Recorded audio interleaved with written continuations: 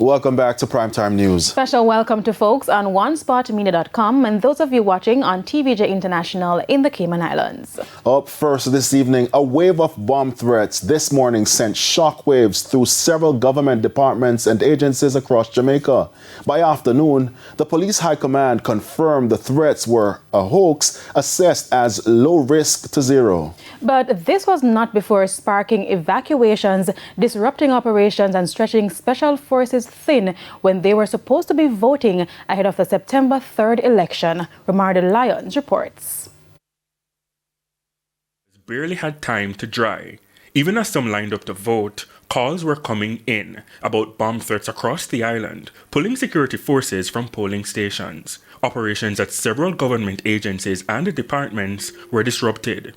Among those impacted in the corporate area, the Passport Immigration and Citizenship Agency, the Island Traffic Authority, the National Housing Trust, and the Ministry of Local Government and Rural Development. Outside Pika, dramatic scenes, the K9 Division, explosive detectors, firefighters. In a 9:30 release, Pika said the bomb threat was under investigation and was escalated to the ministry level, where events were being coordinated. All staff were told to remain outside the building. Even as far as St. Elizabeth, operations were disrupted at the Ministry of Labour, firefighters and police officers responding to the scene. At 11:30, commanding officer for the St. Elizabeth Division, Superintendent Coleridge Mento, said his team acted swiftly.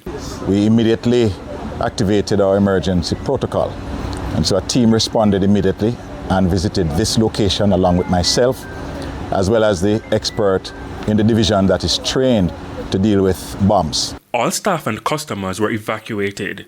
In St. Thomas, traffic piled up. The bomb them are go in Iran, them are in place, and Israel them are in place, they made anything they go on, but not Jamaican, saying, yeah, not Jamaican.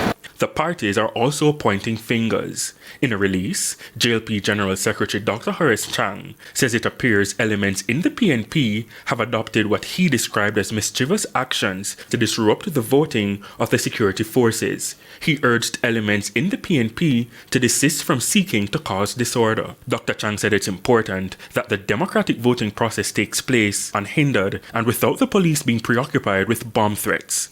But the PNP sought to defuse the claims, with its General Secretary Dr. Dayton Campbell calling them desperate and baseless. In a release, it said the JLP is seeking to distract from their failures and suppress the vote of the security forces. Dr. Campbell said the PNP has made its case to the people and the police and is encouraging every eligible officer to exercise their democratic right to vote freely and without fear. The Ministry of National Security alerted the Jamaica Constabulary Force, the Jamaica Defence Force, the Major Organized Crime and Anti-Corruption Agency MOCA, and all elements of the security forces are actively managing the situation. Romarda Lyons, TVJ News.